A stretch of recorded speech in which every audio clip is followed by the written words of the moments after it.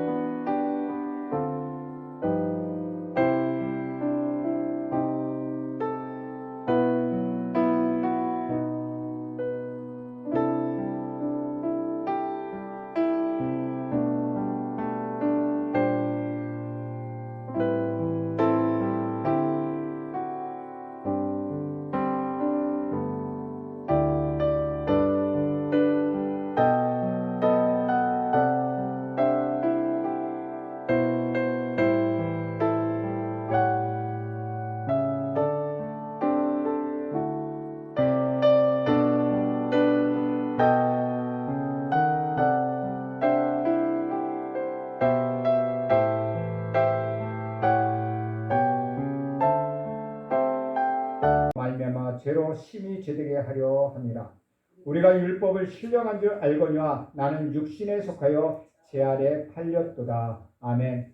이것은 주님의 말씀입니다.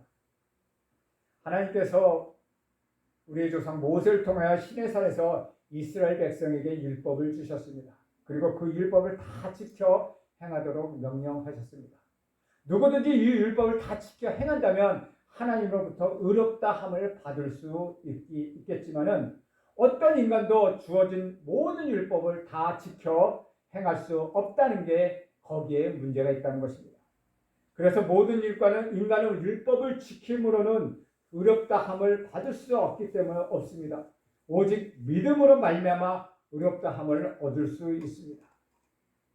율법을 지킴으로써 구원을 얻을 수 없어서 우리 구주 예수 그리스도를 이 땅에 보내시어 십자가에 피 흘려 죽도록 하셨으며 십자가에 달려 돌아가신 우리 구주 예수 그리스도를 나의 구주로 믿고 영접하는 자는 구원을 얻도록 구원의 길을 우리 하나님께서는 분명히 열어 보여주셨습니다.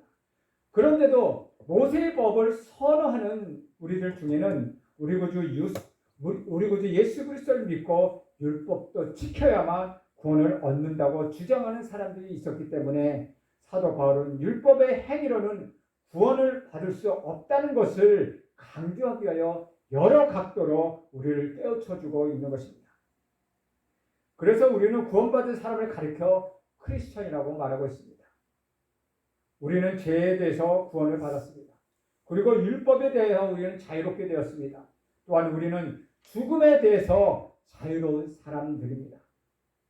지난주 로마서 7장을 시작하면서 어떻게 크리스천들이 율법으로부터 구원을 받았으며 그 결과에 대하여 말씀을 나눴는데 특히 4절과 6절을 기억하시기 바랍니다. 우리 구주 예수 그리스도께서는 율법의 완성이십니다. 사람이 율법의 완성이 되지 실제적인 하나님의 사용을 구현했던 우리 구주 예수 그리스도는 율법의 완성이십니다. 또한 우리 예수님은 율법의 마침이십니다. 율법의 멍에를, 그 무거운 멍에를 우리 예수님이 지셨고 완성하셨고 마치셨기 때문에 누구든지 우리 구주 예수 그리스도를 믿는 사람들은 율법으로부터 자유롭게 되고 율법의 모든 욕으로부터 자유롭게 되는 것입니다.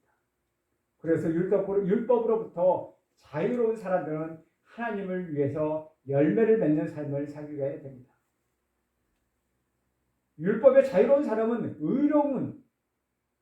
의문에 묵은 것으로 하나님을 섬기지 않고 새로운 것으로 하나님을 섬기게 됩니다. 그렇다면 한 가지 질문이 생깁니다. 과연 그렇다면 율법은 죄가 되느냐 하는 것입니다. 율법으로부터 우리가 자유롭게 되었다면 율법이 잘못된 것이 아니냐 하는 것입니다.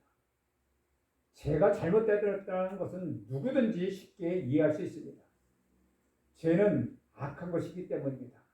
죄는 하나님과 원수입니다. 죄는 우리를 사망으로 인도합니다. 따라서 죄의 노예가 되었던 우리는 죄로부터 자유롭게 되어야 합니다. 죄로부터 더 벗어나서 의의 무기가 되고 의의 종이 되는 것을 가리켜 해방이요 구원이요 자유라고 말하고 있는 것입니다. 그래서 예수를 믿고 구원을 받아서 죄의 사슬에서 벗어났다는 말을 받아들이겠는데 왜 율법으로서 벗어나야 하는가? 율법이 악한 것인가 하는 것은 잘 이해가 되지 않습니다. 이해하려고 해도 이해하기가 쉽지 않다는 것이죠. 이러한 질문에 대해 성경은 분명히 말하고 있습니다. 죄는 분명히 잘못된 것이지만 율법은 결코 잘못된 것이 아니다 라고 말씀하고 있습니다. 우리 7절 말씀 함께 읽겠습니다. 시작. 그런즉 우리가 무슨 말을 하리요? 율법이 죄냐? 그럴 수 없느니라. 율법으로 말미암지 않고는 내가 죄를 알지 못하였으니 곧 율법이 탐내지 말라 하지 아니하였더라면 내가 탐심을 알지 못하였습니다. 사도 바울은 1절부터 6절에서 율법은 우리 구주 예수 그리스도의 십자가와 함께 죽은 것으로 표현했으며 이것은 성도들이 옛날 남편인 율법에 더는 얽매이지 않는다는 것을 강조하였습니다. 그러나 율법이 죄인가? 라는 질문에 대해서는 절대 그렇지 않다고 분명하게 지금 답하고 있습니다. 히브리서는 율법이 폐였다고 했으며 갈라디아에서는 옛 언약인 율법은 연약하고 무익한 것이라고 말씀하고 있습니다. 이 말의 의미는 결코 율법이란 근본적으로 전혀 쓸모없는 것이라는 뜻이 결코 아니라는 것이죠. 단지 구원을 얻게 하는 능력이 없다는 것입니다. 그러나 율법은 그 자체로 충분히 존재 가치가 있기 때문에 우리 하나님께서 이스라엘 백성들에게 시내산에서 율법을 주신 것입니다.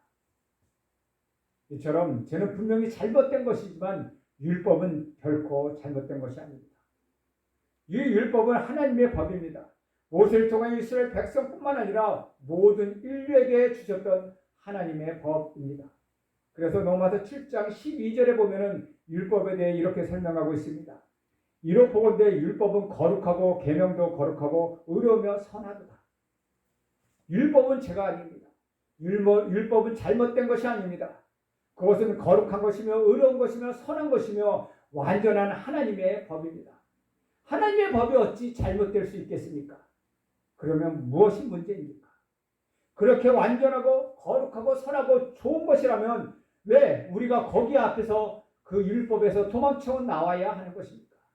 왜 우리가 율법으로부터 벗어나야만 하는 것입니까? 이것은 아주 간단한 문제입니다. 사도 바울은 이미 로마서 3장 20절에 이렇게 말씀하고 있습니다. 우리 3장 20절 화면에 나와 있으니까 함께 읽겠습니다. 시작. 그러므로 율법의 행위로 그 앞에 의롭다 하심을 얻은 육체가 없나니 율법으로는 죄를 깨달으니이다. 아멘. 다시 말하면 율법은 언제나 선하고 의롭다고 거룩한 것입니다.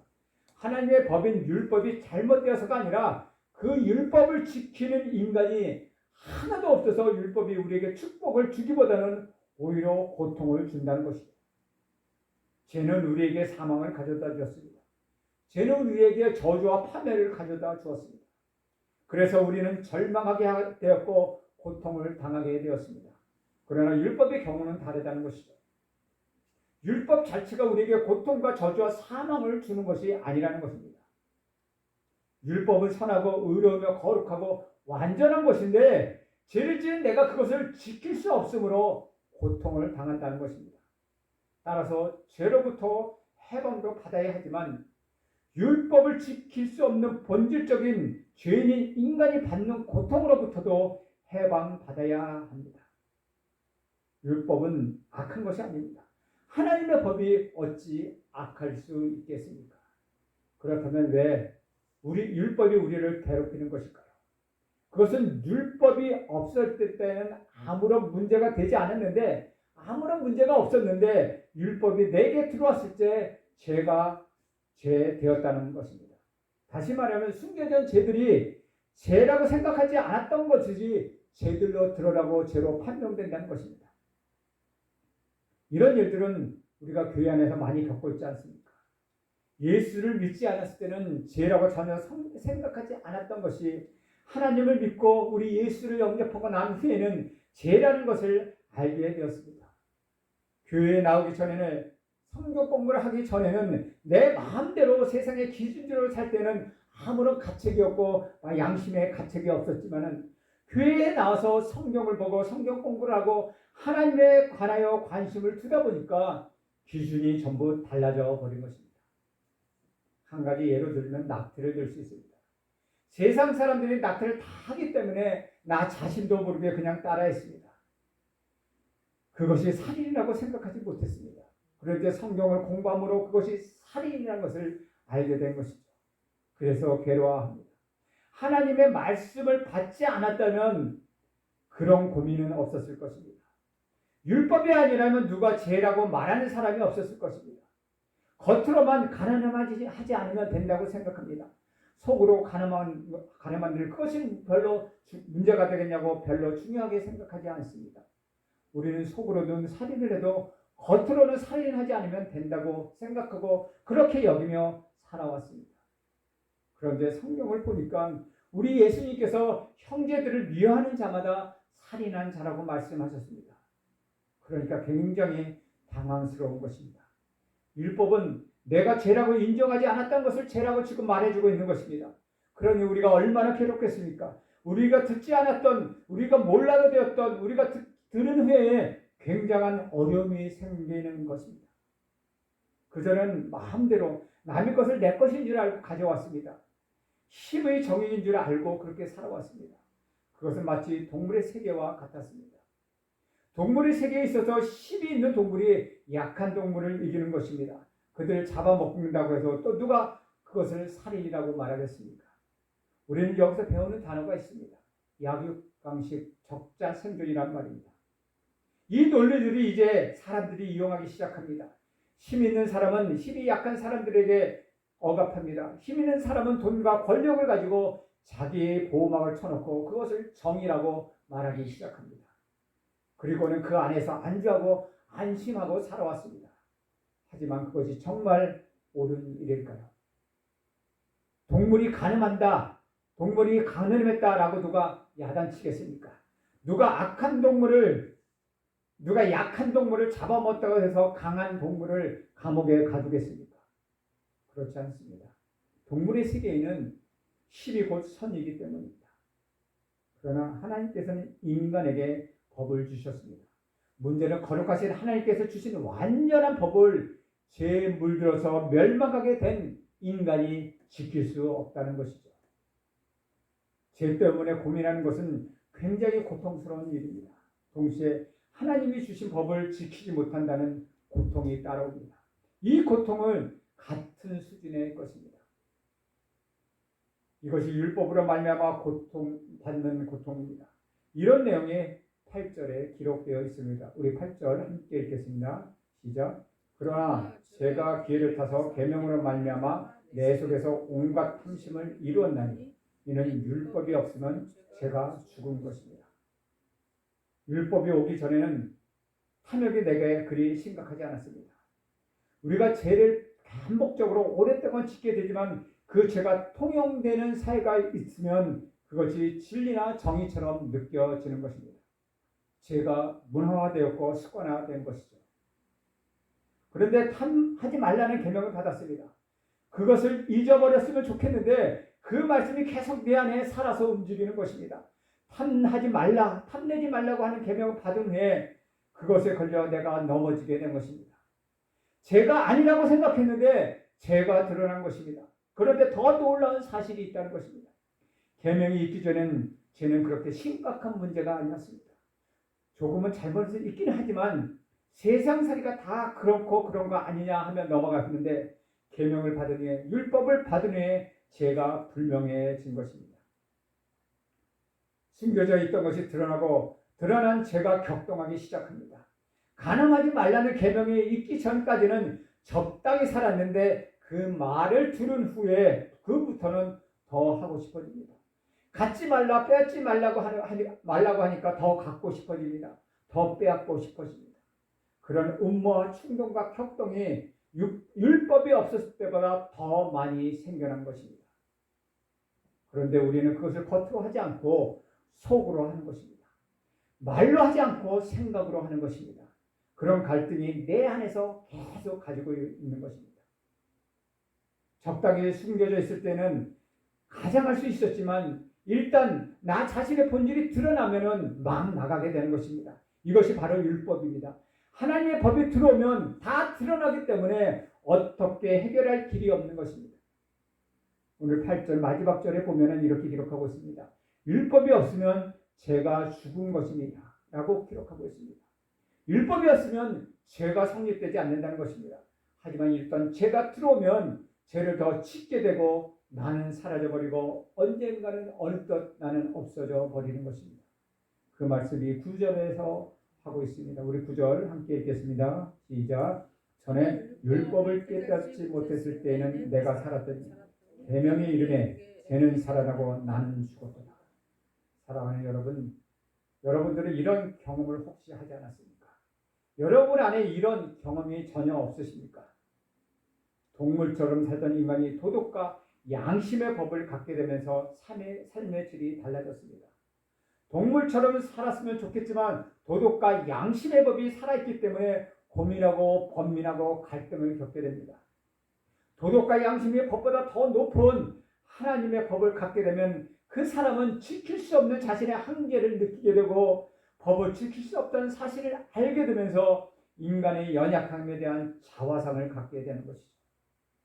노력하면 할수록 이룰 수 없는 인간의 좌절감과 선을 행하면 행할수록 오만하고 무리하고 이기적인 인간의 내면적인 자기 세계를 알게 되기 때문입니다. 이 경우에는 선을 행하지 못하거나 어렵게 살지 못하는 사람은 어차피 자기 자신을 죄인이라고 생각한 사람들은 이런 좌절감조차 갖지 않습니다. 예를 들면 감옥에 있는 사람 누구나 봐도 죄인으로 손가락 짓는 사람들은 이런 문제를 심각하게 생각하지 않는다는 것입니다. 그런데 도덕과 양심에 예민하고 착한 일을 하고 의로운 일을 열심히 하는 사람의 경우에는 하나님의 법을 알게 된 후에 선행을 하면서도 위선적이고 구제를 하면서 오만한 자가 된 자기를 발견하면서 자기 자신이 스스로 느끼게 되는 것입니다. 사람은 굉장한 칭찬을 하지만 사실 이 사람들 마음에는 행복이 있지 않습니다. 또 다른 위선이 자기 속에 있다는 것을 알고 있기 때문에 그렇습니다. 율법이 그렇게 하는 것입니다. 이처럼 율법이 나 자신의 모습을 적나라하게 보여주고 있습니다. 사도 바로 이러한 자신의 모습에 대하여 우리 예수님을 핍박할 때는 잘 몰랐습니다. 자신이 굉장히 의로운 사람인 줄을 그는 알았습니다. 정의를 외치는 사람들, 정의를 실천하는 사람들을 남을 정죄하고 판단하기 때문에 자신이 굉장히 의롭고 자신이 굉장히 정의로운 일을 한다고 생각합니다. 그러나 그 사람의 겉으로는 간음이냐 살인을 부정하지는 않지만 자기도 모르는 사이에 오만과 남을 정죄하는 마음, 심판하는 마음으로 그는 무장하고 시작합니다. 그런데 그런 사람일수록 마음에 평화가 없습니다. 늘 쫓기는 듯 살아갑니다. 불안합니다. 정의로운데 불안합니다. 진리를 말하는데 왠지 불안합니다. 이런 영적 고통과 갈등을 지성이었던 바울은 오래전에 이런 것을 겪었습니다. 그래서 갈라디아서 3장 23절 24절에서 그는 이렇게 말하고 있습니다. 우리 함께 읽겠습니다. 시작. 믿음이 오기 전에 우리는 율법 아래 매인바 되고 계시될 믿음의 때까지 갇혔습니다. 이같이 율법이 우리를 그리스도께로 인도하는 초등교사가 되어 우리로 하여금 믿음으로 말미암아 의롭다 함을 얻게 하려 하니라. 율법은 장차 오실 우리 구주 예수 그리스도의 그림자요 그리스도로 인도하는 초등교사라는 것을 사도 바울은 알았습니다. 그가 율법 앞에 서서 율법을 지키려고 뼈를 깎는 노력을 했을 때 그는 오히려 뼈를 깎는 고통을 느낄 때마다 그가 한 고백이 있습니다. 그것이 무엇입니까? 로마서 7장 24절의 말씀. 오라 나는 공고한 사람이로다. 이 사망의 몸에서 누가 나를 건져내랴. 저는 이것이 한 지성인의 아주 정직하고 철저한 고백이라고 생각합니다. 그는 복음을 전하는 사람입니다. 사도 바울은 기독교 역사상 가장 위대한 인물이었습니다. 그런 그가 하나님 앞에 서면 설수록 좌절감을 느끼고 있습니다. 나는 선을 행하고 싶은데 행할 능력이 내게 없구나. 어쩌면 이렇게 나는 좌절한 인간인가? 어떻게 이렇게 거꾸로 된 인간인가? 라고 고백하고 있습니다. 그래서 그가 나중에 한 고백은 이것입니다. 나는 죄인 중에 괴수다. 라고 그는 말하고 있습니다. 사람들은 나에게 존경과 칭찬과 신앙이 좋다고 말을 하고 있지만 내면에 있어서는 하나님의 율법을 지킬 수 없다는 절망감이 육체로서는 하나님의 법을 따를 수 없는 좌절감이 애쓰면 애쓸수록 고통을 느끼는 나 자신을 우리는 발견하게 되는 것입니다.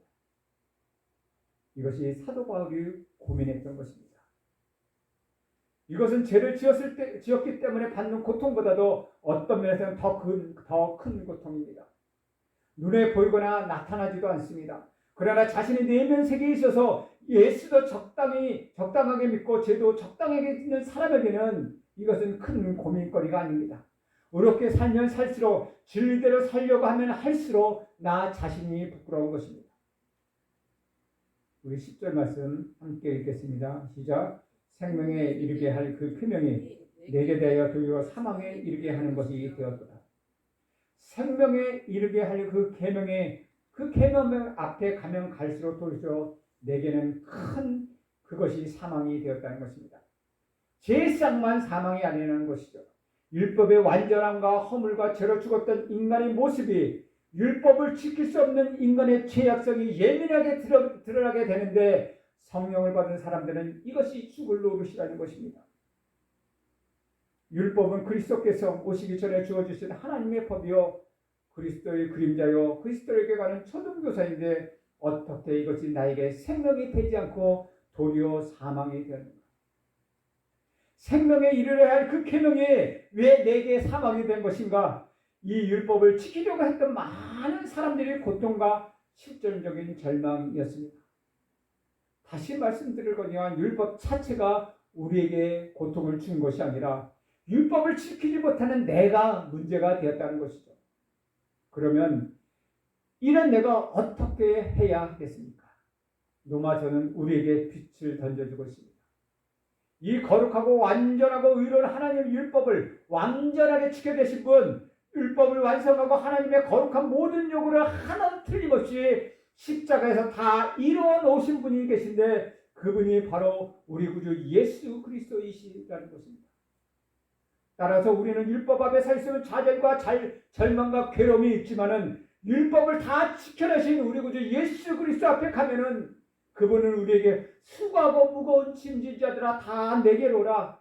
내가 너희를 편히 쉬게 하리라. 너희는 근심하지 말고 하나님을 믿으라. 또 하나님을 믿으니 또 나를 믿으라고 말씀하고 계시는 것입니다.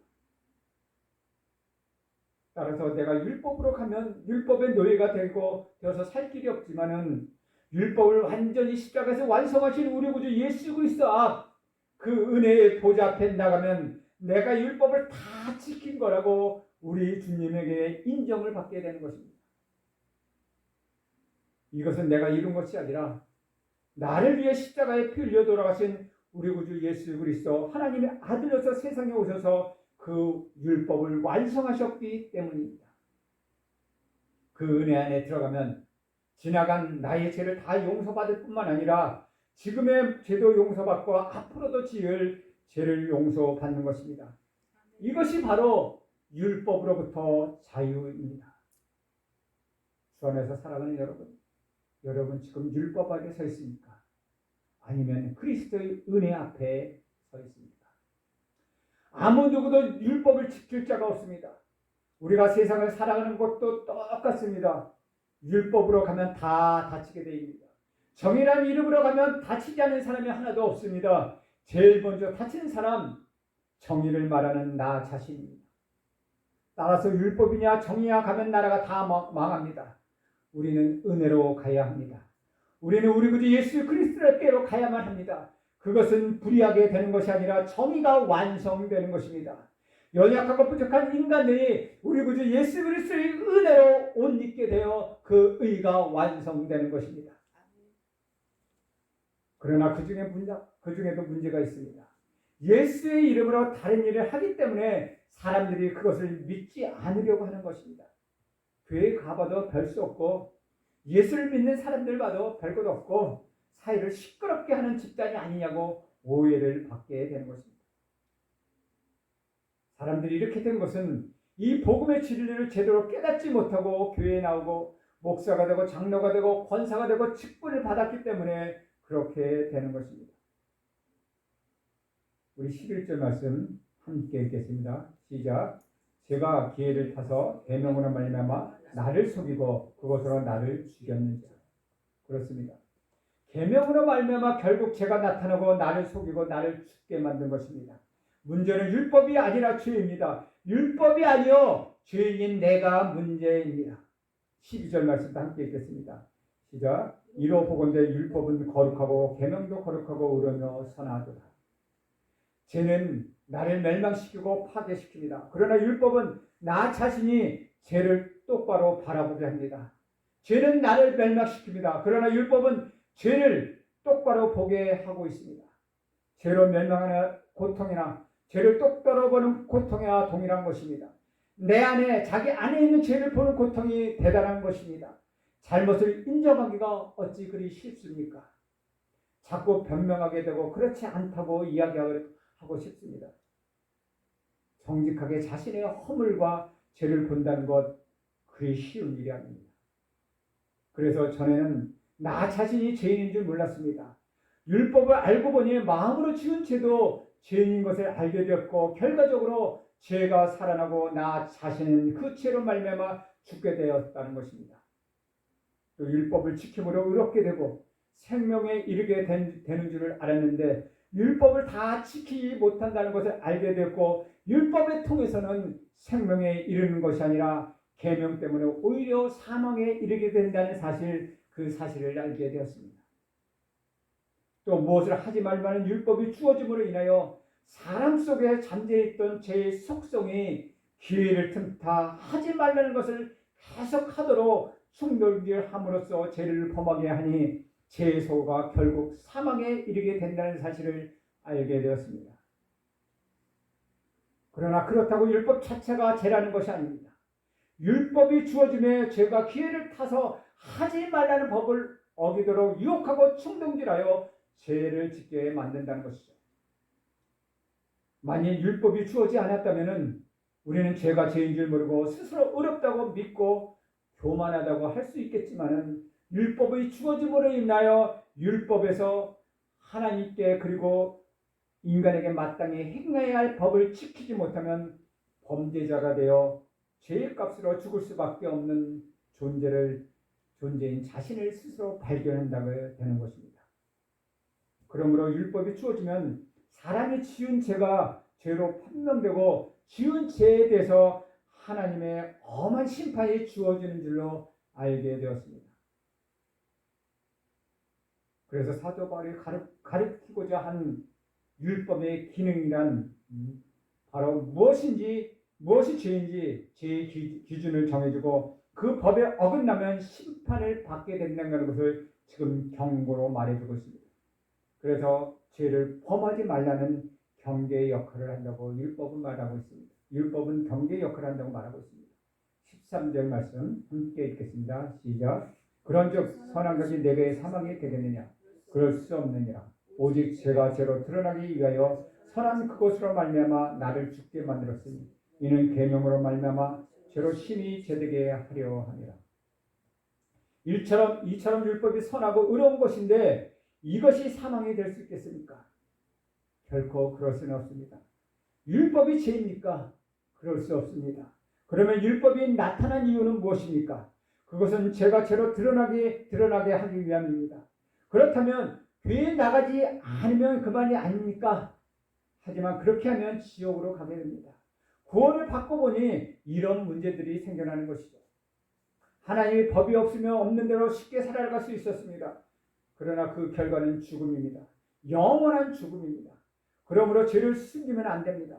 죄는 드러내서 치워야 하고 없애버려야 합니다. 율법이 이런 숨겨진 죄를 드러내게 하는 것입니다. 율법이 죄를 다 드러내면 그것이 추하고 더럽고 기가 막힌 것들입니다. 죄가 드러나야 우리 예수님이 필요한 것입니다. 건강한 사람에게는 의인이 필요하지 않습니다. 죄를 인정하지 않는 사람에게는 어떻게 구원이 있을 수 있겠습니까? 율법으로 인해 죄가 드러난다면 죄를 씻을 수 있는 우리 예수님을 찾게 되는 것입니다.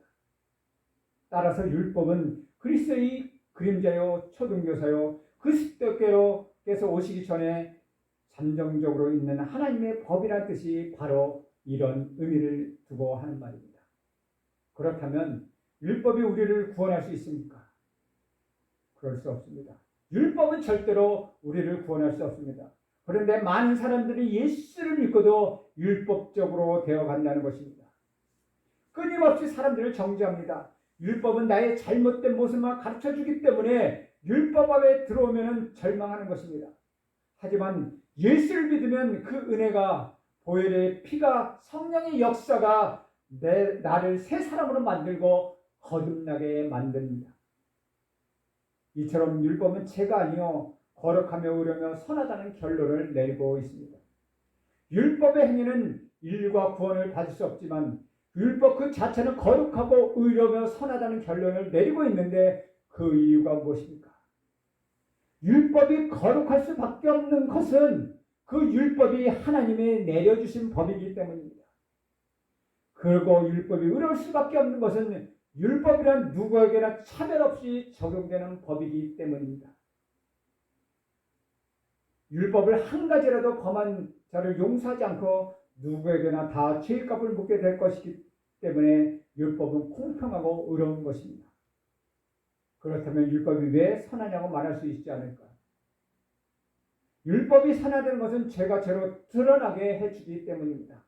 율법이 없을 때 죄 가운데 빠져 있었으면서 스스로 죄인 줄 모르고 교만하게 살아왔지만은 율법이 주어지면 죄가 죄로 드러나서 스스로 죄인 것을 자각하게 하기 때문입니다. 죄인이 죄인 것을 깨닫게 해주는 것이 어찌 선한 것이 될 수 있겠습니까? 사도 바울은 로마서 처음부터 지금까지 모든 인류가 죄인인 것을 강조해 오고 있습니다. 그리고 율법도 강조하고 있습니다. 율법이 선하다는 것을 율법을 통해 스스로 죄인 것을 깨닫는 자기를 구원해 주실 수 있는 우리 구주 예수 그리스도를 찾아갈 길이기 때문입니다.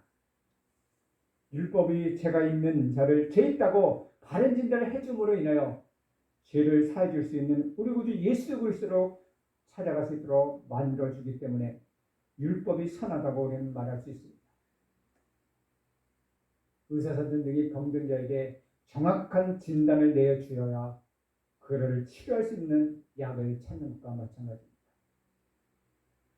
14절 말씀 함께 읽겠습니다. 시작. 우리가 율법을 신령한 줄 알거니와 나는 육신에 속하여 죄 아래 팔렸도다. 율법은 신령합니다. 그런데 나는 죄인입니다. 그래서 나는 그 율법을 지킬 수가 없습니다.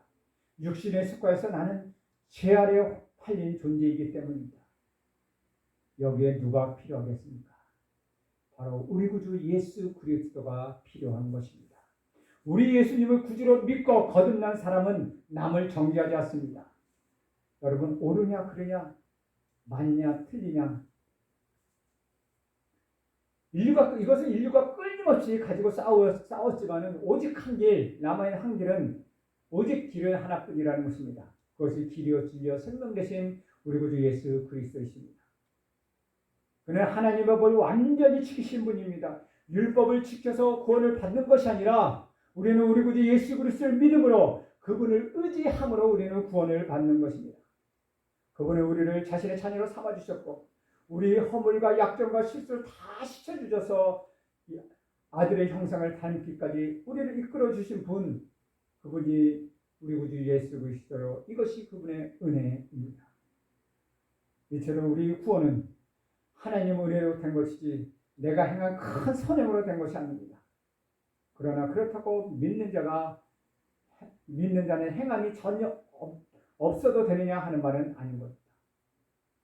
우리가 구원을 얻은 것은 하나님의 은혜로 되었지만 하나님의 은혜로 구원받은 성도라면 하나님의 은혜가 감사여서 성도로서 행해야 할 선행을 반드시 행해야만 한다는 것입니다.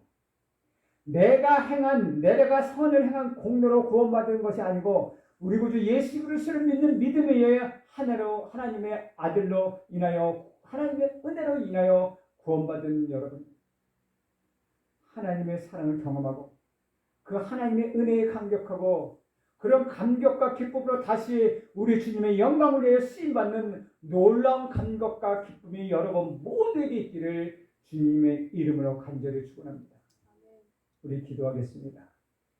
하나님, 오늘 우리가 주신 말씀을 통하여 배웠습니다. 율법은 결코 죄가 아닙니다. 율법은 어떻게 하나님이 주신 완전한 법이지만 지킬 수 없는 우리에게 문제가 있다는 것을 알았습니다. 하나님, 우리가 생명으로 가는 이 계명이 어찌 나에게 사망에 이르겠습니까?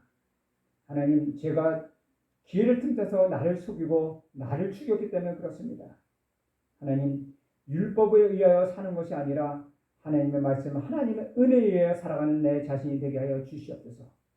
율법이 죄로 드러나는 것을 알게 하고 율법을 통하여 하나님 구원받으려고 하는 것이 아니라 오직 하나님을 은혜로 인하여 의롭다 함을 얻는 우리가 되게 하여 주시옵소서. 이제는 율법부터 완전하게 되고 하나님 율법으로부터 자유로운 사람을 되고 그 자유를 만끽할 수 있는 우리가 되게 해달라고 한 목소리로 기도하겠습니다.